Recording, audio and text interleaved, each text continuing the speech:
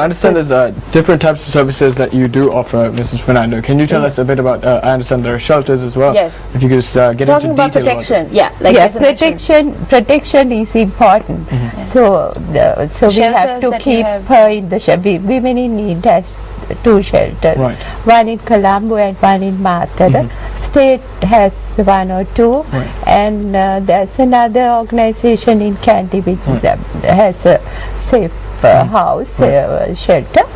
Other than that, this is something lacking in the system, because when you are thrown out dead of the night, you have no place to go. Some women spend the night in the police station. Sometimes you are subject to again abuse there in the police station. That's not new. I've heard that before. That is true. So that is one thing. Then another thing is when you are devastated, somebody should, because most of the women self-blame. They say it happened due to my fault, or I haven't cooked the meal properly, I haven't kept the house properly, I have not looked after the children, they are dirty, something like that. So she blames herself.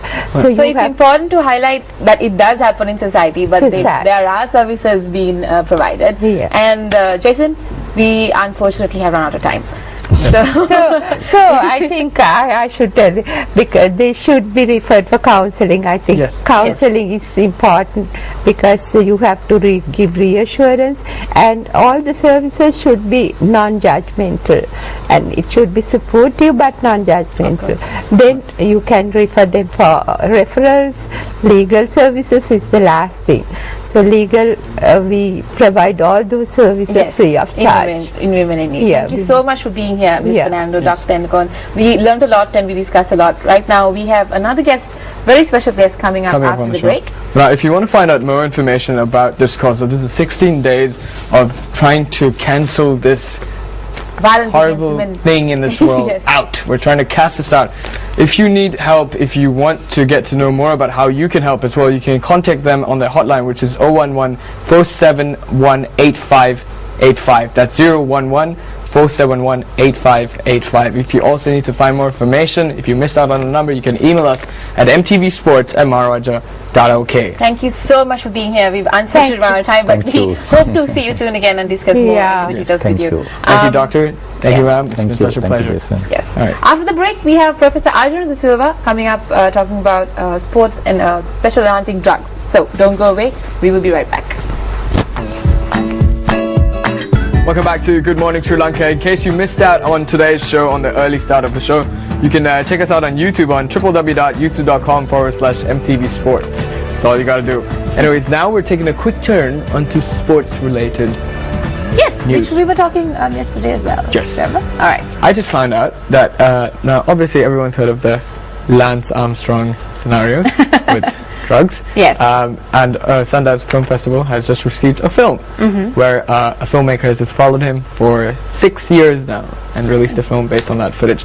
And well, I just thought I'd let you know that because it's interesting.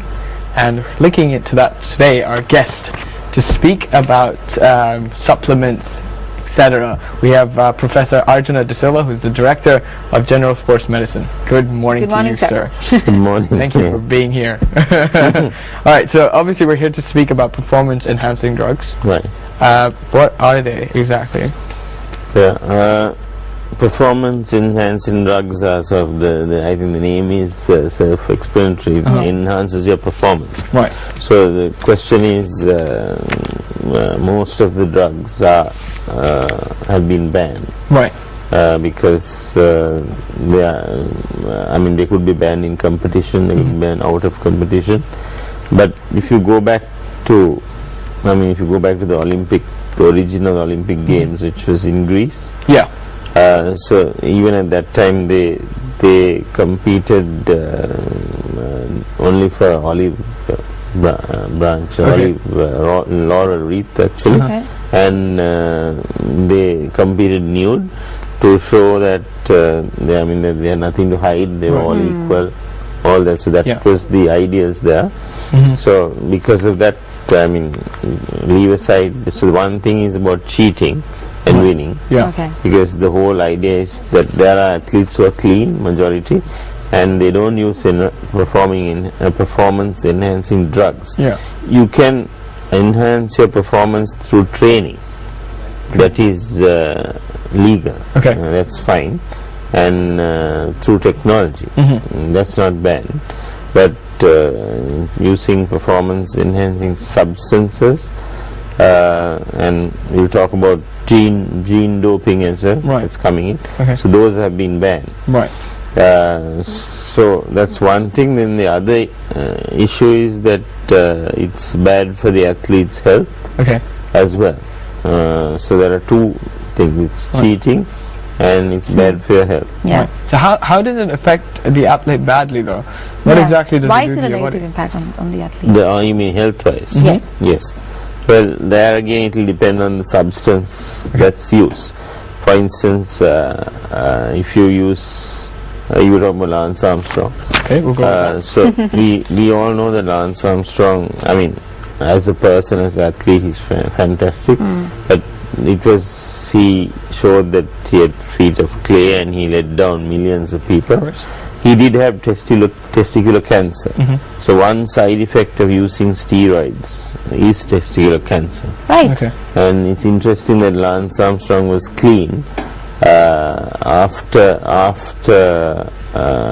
he got cancer. He stopped using drugs. I mean, he would have known that may have been, and we can't say 100% that was the reason, but that it's definitely known to cause. And Armstrong was typical American. I happened to meet the guy who actually went after Armstrong. And it's in the US Anti-Doping Agency head called Tiger. And he is a very persistent guy. He went after Armstrong for so many years. I mean, he didn't let it go. Armstrong was actually bigger than the sport at that point, but he didn't. He just went at him. And Armstrong had his own team of scientists who actually who were developing designer drugs, and anything that was released to the market, Armstrong got it first before it's released to the market. And he checked his blood regularly.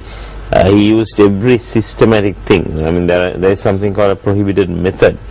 That's not a drug, but it's called blood doping, where you take your blood out and then your body produces more blood, and then just before an event you put your own blood in, so it's very difficult to detect that. So he was doing that. He was using something called EPO, erythropoietin. He was using testosterone, which is anabolic steroid. He was, you name it, growth hormone he was using, you name it, he was using it. Wow, that's insane. And that's called blood doping? Yes. It's quite interesting. What I've also heard that athletes tend to use, or even people that go to the gym, they use some supplements. What are supplements exactly? Supplements are my pet hate. For the simple, there's a lot of evidence even now that if you take the US, the commonest cause for one of the commonest cause for liver problems is supplements. When you say supplements, it's a very, very broad term. So you get pure whey protein, which is very rare, but I mean, you always add something to it. So generally when you look at the name of a supplement, if it comes, I don't want to say the name because you're on TV. Good call. But from the name you can judge that this is not going to be a pure whey protein. This has to have something inside. And if it actually increases your performance, most likely it's going to be having something banned. Because otherwise, protein is protein, however you take it.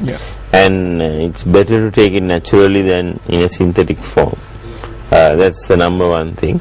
And these things also have a lot of stuff, it can get contaminated with the banned substance. That's one way. Other way, there is so many things that are not on the label, and there is so many kids who are using supplements, even in Sri Lanka. So that's a definite no-no, because they don't need that.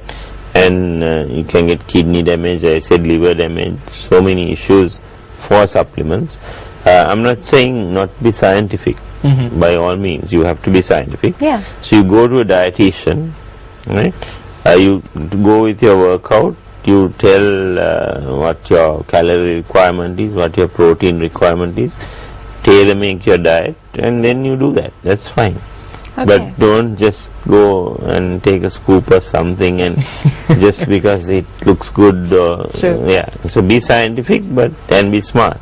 You mentioned that kids use supplements as well.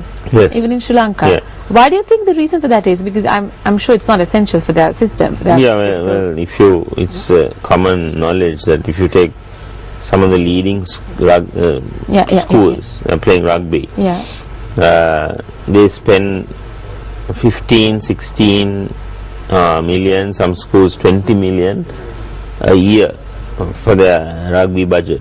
No, this is not from the school, it's from old boys and stuff. True. Out of that 20 million, we'll say about 4 or 5 million is spent on supplements. Wow. Quite revealing. So I mean, they don't need that. What they need is proper nutrition assessment and proper nutrition. Right. Another performance enhancing drug would also be steroids. Yes. If I'm correct. Definitely. Yeah. Well, everyone that's seen movies would tell you that steroids makes you angry. I'm guessing. And mad, like the Hulk. Yes. But let's hear from the professor what steroids are exactly and how they affect your body. Yeah. Well, when you're talking about steroids, you're talking about anabolic steroids. The main benefit of steroids is that they help you build muscle mass fast. Okay. So that's the action. So they also, the word anabolic means it's sort of male. So if a female takes that, she will become more masculine. Right. She may grow a beard, she may get more hairy. Scary. Before Germany was united, you could see the East German swimmers. Sometimes you need a gender test to decide whether they're male or female. Right. At that time they were definitely using that. But you can see how the swimmers have become changed, because now you can't get away with using steroids in swimming. Definitely there is a benefit in bodybuilding, professional bodybuilding. Most of the people were using that, but we are talking about other sports, weightlifting, even athletics. Ben Johnson is a typical example. The side effects are, as I said, it can affect your liver. If you take the immediate side effects, yes, you become more aggressive. That's true. That's part of the I suppose in a sport it would be useful. Then you can get liver problems, you can get liver tumors, again you can get testicular tumor. You can even if it's a male you can be subfertile. The sperm count can go down. So you may not be able to have children. So there's so many side effects, but definitely it does work. That's why it's so steroids are banned in competition or out of competition. There is the difference is certain drugs, for instance alcohol, is banned in certain sports in competition. Then certain stimulants which are found in supplements called methylhexamine, that is banned only in competition. But the difference is it's a very fine line where training ends and where competition begins. Because you can be tested at any time and the drug can still be in your system. In your system. True. Okay, on that note, we have to go for a commercial break right now, but more details with Professor Arjun De Silva right after this.